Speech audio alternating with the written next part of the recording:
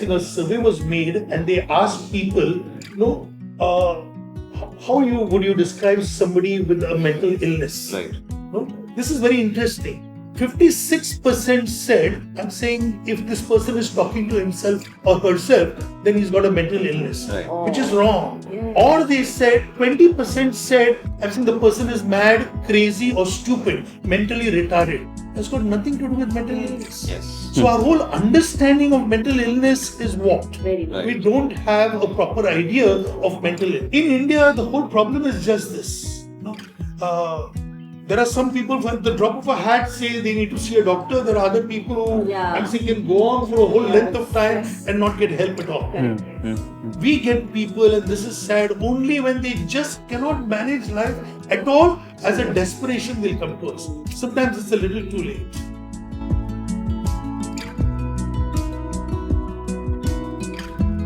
Depression is always related to sadness. Yes. So if somebody is functioning normally, how can they be depressed? I mean, they're laughing, they're talking, they're doing everything normally. So what are some of the manifestations of So this is a very common thing that even patients have told me. When they sit in front of me and I say, I think you're going through clinical depression, they say, but last week I went for a party and I was smiling and I was having fun.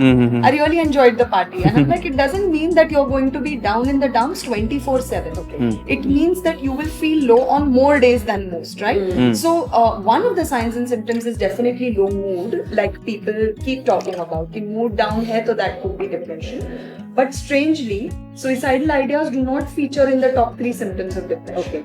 So the top 3 symptoms are low mood, low energy and no interest in doing things that you would otherwise enjoy.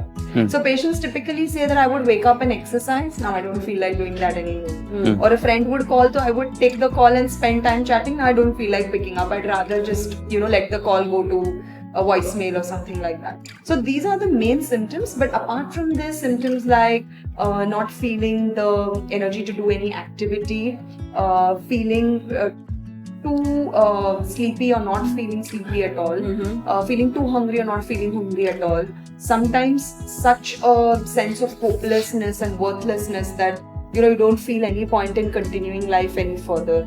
Sometimes even significant weight loss can point towards depression, like and the person may not.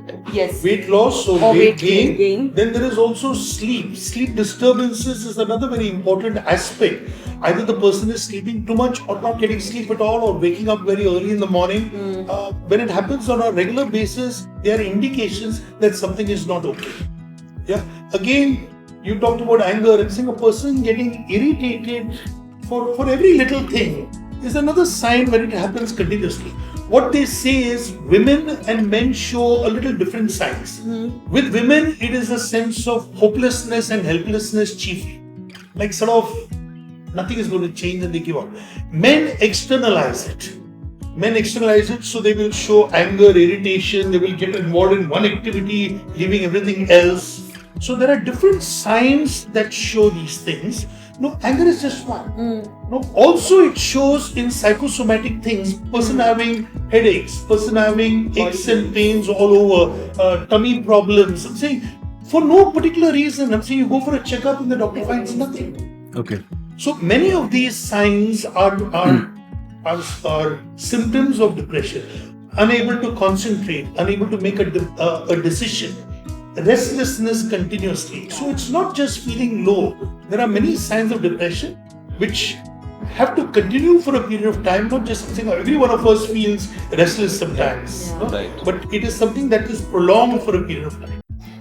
As a family member, how can one see like there's an issue with some of my family members? So how it's very difficult to identify.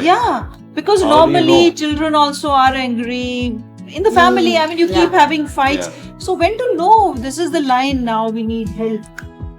So, like we discussed the signs and symptoms. If you see any of the signs or any of the symptoms persisting over a period of time, that would be a good pointer to seek help. Okay? But of course, as family, when it is children, we can, actually take them to the clinic and say, Doctor se milna hai. But we can't make sure that they open up to the doctor or to the psychologist, right? With adults, it is even more difficult. Like you can keep telling them for years and years that I think you should get help, but the person might not even ever agree that they want to get help, right? So I always encourage family members to take their time. Like, offer that, this is what I think. We've tried all of this, it hasn't worked. Let's maybe get a professional opinion and see what happens. But if the person is unwilling, then wait. Wait for that point when the person is ready to, ask for help. And that point will come when they are feeling really low and they reach out to you and say, okay, this is not making any sense to me. That's when you can say, I also cannot help beyond a particular point. Let's go get some professional. Because sometimes the person needs to be ready to reach out and come to us. When you said, I'm saying, how is the family going to know that this person needs help? One of the things is also, to pay attention to how a person is behaving. To become aware of the feelings and moods of people, to see the change in the way this person is behaving from what this person was behaving earlier. So that awareness must be there. We are sometimes taking things so casual that we don't see somebody coming after some time says, hey, this fellow is acting very different from what he was in the past. Right. So the people who have been living are sort of just taking it for granted. What happens is the person it doesn't just hit you like this. It slowly overtakes you. One day you're finding it a little difficult to get up. Next day you're finding it, I'm saying not next day, after a week or so, you can't focus on your work. Then you're feeling very tired. You don't want to interact with others. It creeps on you slowly.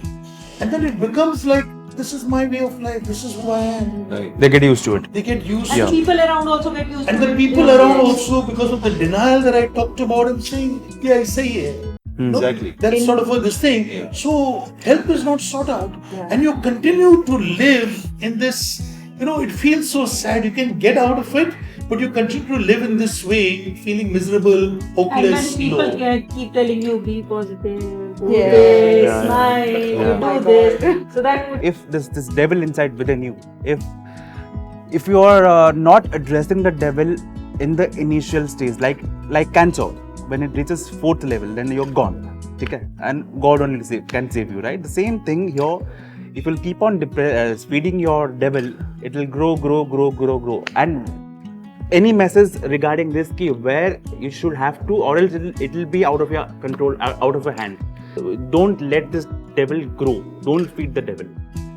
So I Within. would say catch the devil as young as possible. Yeah. As early as As possible. early as possible. Yeah. Like when it's a small devil, that time we catch it. Yeah, yeah, And we control it there and then is important. The- And for that, I think people need to start opening up to seek help.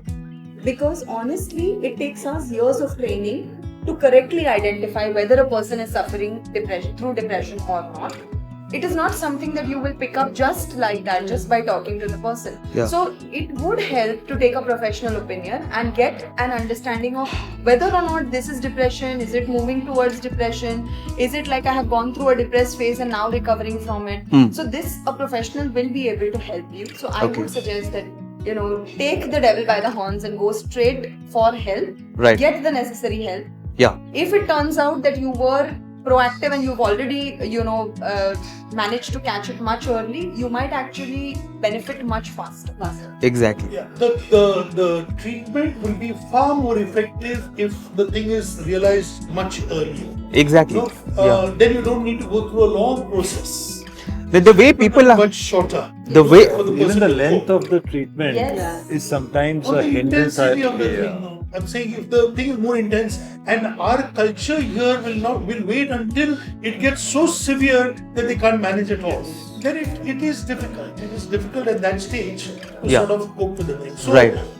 like Wilona said, I'm saying take the devil by the horns. When you see for a period of time a person is behaving in a way which is not really healthy, both for the person and for those living, try and do something. You talked about Bangkok, you must understand this. A person who's depressed has no feelings even for sex.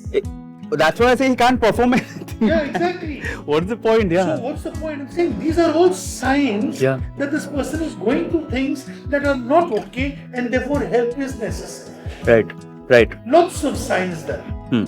And another common thing is, with every time you talk about mental health and there's an awareness, you will see these social media posts from people saying, my house is always open and there's coffee on the table, come and talk. We don't realize that someone who's depressed is not necessarily waiting to walk into your house and have that cup of coffee. They don't need help. So what you spoke about, people not answering phones, that was a revelation to me. I keep calling a friend, she doesn't answer, and I'm thinking, oh, she's too busy to pick up my call. But much later, I realized that she doesn't want to pick it up because she doesn't want to talk to me. So I actually made the effort to go to her house and say, I don't care whether you want me right now or not. I'm just coming in and I'll order the coffee, but let's just talk. Right. See, we can't tell them, and we tell people, snap out of it. Come on, push yourself a little bit. Be strong. These things annoy people who are going through depression. Make them feel guilty. Make them feel blaming themselves for this thing. So what's the right thing to say? So the right thing is say them saying, in what way can I help you? You allow the person to say, I'm saying, I need this, I need that, rather than pushing them into something. Come on, go and do this. No, I'm here for you. Tell me, I'm saying, what can I do for you? Maybe that person will suggest what you can. I just want to spend some time with you. Don't worry, even if you don't want to say anything, I'll just be with you. Yeah. And it That's has the nothing to do with a person can have enough resources, good family, everything, but still the person can have anxiety or it has nothing to do with Nothing to do with it. Absolutely. And that's the strange thing about it. I'm saying you wonder why, when this fellow has everything possible, yet I'm everything's saying going for him. it is an internal thing which others will not be able to see what is happening. There's a tremendous conflict inside. What I show outside and what is happening inside are two different things.